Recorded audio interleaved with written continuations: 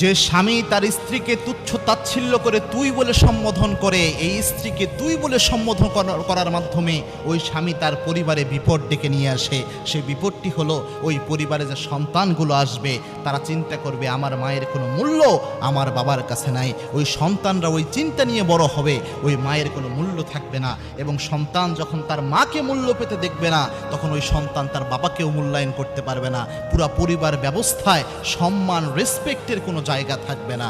এজন্য প্রিয় ভাইরা, আপনি আপনার স্ত্রীর সাথে যে আচরণ করছেন এটা আপনি চিন্তা ভাবনা করে করেন, কেননা আপনার আচরণ দেখেই আপনার সন্তান শিক্ষা লাভ করে। মনে রাখবেন, প্রতিষ্ঠানের যে শিক্ষা এটা হচ্ছে অনেক পরের শিক্ষা।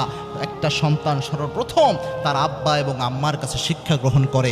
এই জন্য সবচেয়ে ভালো আচরণ আমাদের পরিবারে করা উচিত। আল্লাহর হাবিব সাল্লাল্লাহু আলাইহি ওয়াসাল্লাম পরিবারে যখন মিশতেন সবচেয়ে রহমের আচরণ করতেন। মা আয়েশা বলতেন, তিনি যখন ঘরের মধ্যে আসতেন মনে হতো জান্নাতের সুশীতল বাতাস ঘরের দিকে আসছে।